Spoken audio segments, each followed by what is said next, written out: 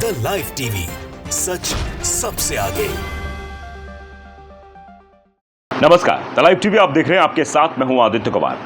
चुनाव के दरमियान धांधली की जो खबरें आ रही हैं कि धांधली की जा रही है, विपक्ष लगातार आरोप लगा रहा है, उसको लेकर अब डीएमके पूरी तरीके से सतर्क दिखाई दे रही है। दरअसल 17C और D का फॉर्म होता है जो उस समय जो वहाँ पर मतदान अभिकर्ता होते हैं, जो एजेंट होते हैं, उनके द्वारा भरवाया जाता है, जिसमें बाकायदे डेटा लिखा जाता है। अब उस पूरे डेटा को मांगा है, बीएलओ के जरिए अपने पास मंगवा लिया है और ये कहा गया है कि अब इसका मिलान किया जाएगा। जब काउंटिंग जिस दिन होगी उस दिन 17 है और 17C के फॉर्मों का मिलान होगा कि सब कुछ ठीक है, कहीं कोई गड़बड़ तो नहीं है, जिस नंबर की ईवीएम है उस नंबर की ईवीएम में वही वोट है और कितने वोट पड़े थे सब कुछ स्पष्ट हो जाएंगे। आप समझ रहे हैं कि किस तरीके से डेटा जारी करने में 1 करोड़ वोट का इजाफा हो गया था, जिसको लेकर सवाल उठे और जिसको लेकर चर्चा भी हो रही। तो इसलिए अब सारी राजनीतिक पार्टियाँ सतर्क पर हैं, वो निगाह बनाए हुए हैं कि इस तरीके कोई धांधली ना हो पाए जिस तरीके की चुनाव में हो जाती है।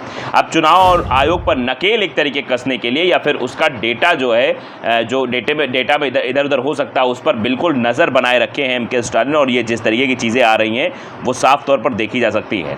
अब प्रशांत टंडन ने डीएमके आईटी विंग ने जो ट्वीट किया है कि the DMK IT wing plays a unique role during election through the analysis of completion of booth level polling data. यानी इस पूरे जो डेटा है इसको अपने मतलब थ्रू करने के लिए, समझने के लिए, एनालिसिस करने के लिए ये सारा काम किया जा रहा है। In the ongoing general election, we have collected from 17Cs from 68,320 polling booth in Tamil Nadu.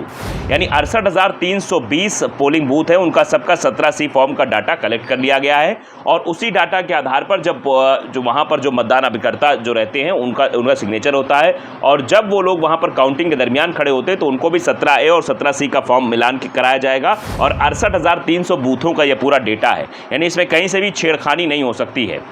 Work on collection of data and analysis of the same by parliamentary constituency have been going on over the past of 25 days.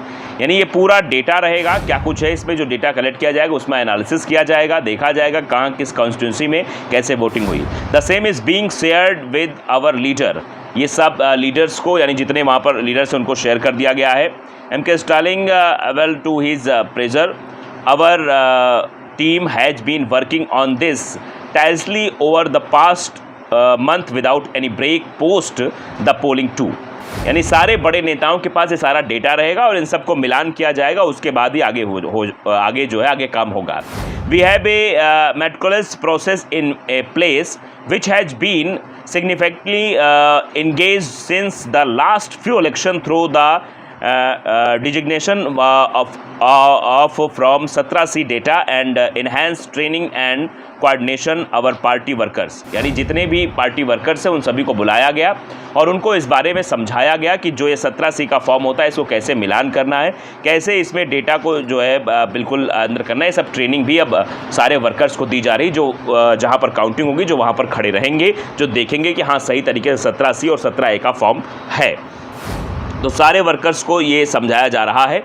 Namely the BLA, BLC and the ITW booth incharge, our booth level workers have been systematically trained in the process of tracking the number of the vote polls and ensuring that the data informs 17Cs and 17Cs matches the data in the control unit।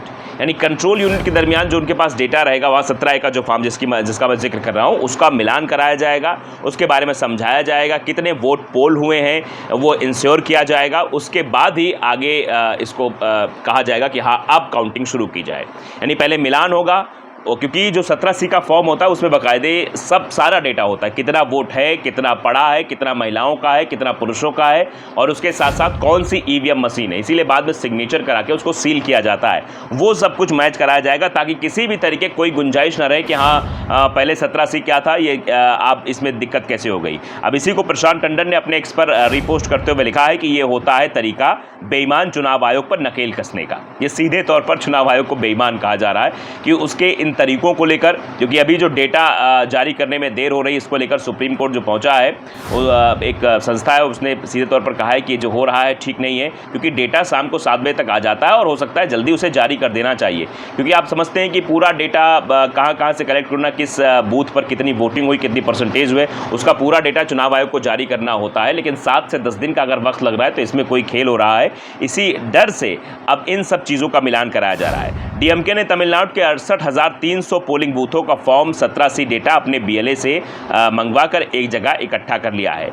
EVM के बूथवार serial number का data भी है। अब counting के वक्त form 17 और 17C का मिलान counting agent करेंगे, यानी जो वहाँ पर काउंटिंग एजेंट होंगे और जो मतदान अभिकर्ता गए होंगे वहाँ पर जिन्होंने मतदान कराया है, और काउंटिंग एजेंट दोनों इस बात को मिलान करेंगे, क्योंकि उनके पास फॉर्म रहेगा। 17C का फॉर्म का डेटा है कि कौन से बूथ पर कितनी वोटिंग हुई है, और उन सभी बूथों, क्योंकि एक बूथ नहीं, 68,300 बूथों का पूरा डाटा कलेक्ट है, तो उसको मिलान कराया जाएगा, उसके बाद ही आगे का काम होगा। अब कुछ लोग पूछ भी रहे हैं कि सवाल सबके मन में 17A है क्या? 17A पोलिंग स्टेशन में पहुंचे लोगों की संख्या है और 17C ईवीएम में दर्ज वोटों की संख्या है। जब आप वोट देने जाते हैं तब एक रजिस्टर में साइन करते हैं, वही 17A है। जहां पर आपसे सिग्नेचर कराया जाता है वही फॉर्म होता है 17A का, और 17C ये जो वहां पर संख्या दर्ज की जाती है वो है कि कितने लोगों की संख्या है और ईवीएम में कितने वोट दर्ज हैं। धर्मेंद्र कुमार भी अब इस पर एक्स पर पोस्ट करें कि इन्हीं वजहों से बेईमान चुनाव आयोग ने उत्तर प्रदेश में कई बीएलए को फॉर्म 17C नहीं दिए थे। कई जगहों पर 17C का फॉर्म भी नहीं दिया गया था। यहाँ तक कि रायबरेली में ऐसे 10 बूथ थे जहाँ पर ये शिकायत दर्ज की गई थी, लेकिन अब जब पहले से अवेयर नहीं थे, पहले 17C का फॉर्म नहीं था, तो फिर आगे कुछ हो ही नहीं सकता है। जहाँ पर जैसा हो रहा है उसी तरीके से काम होता रहेगा। राजकुमार यादव लिख रहे हैं यही कर्नाटक में और पश्चिम बंगाल में भी होना चाहिए। सभी विपक्षी दल इस योजना पर काम करें तो अच्छा, यानी सभी विपक्षी दल अलर्ट हो जाएं, वो 17C का फॉर्म मंगवा लें और 17C के फॉर्म के बाद 17A के मिलान, यानी जितने वोट पड़े हैं, जितने लोग हैं वहाँ पर, जितने लोगों ने वोट डाला, सब कुछ मैच हो जाना चाहिए ताकि किसी भी तरीके कोई दिक्कत ना हो।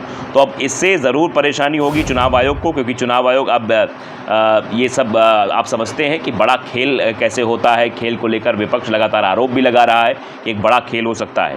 अंकुश लिख रहे हैं कि खुश होना, अब अगर 4 जून को कोई बकवास की ईवीएम हैक को लेकर तो जूते पड़ेंगे। इस तरीके से भी लोग हैं जो आप समझते हैं कि भैया कहाँ से आए हैं वो लोग और कैसे एक्स पर पोस्ट करते हैं, उनकी मंशा क्या होती है, उनको कैसे ट्रेंड किया गया है, कैसे व्हाट्सएप यूनिवर्सिटी से ज्ञान भेजा गया है, उन सब ज्ञान के आधार पर वो काम करते हुए नजर आते हैं।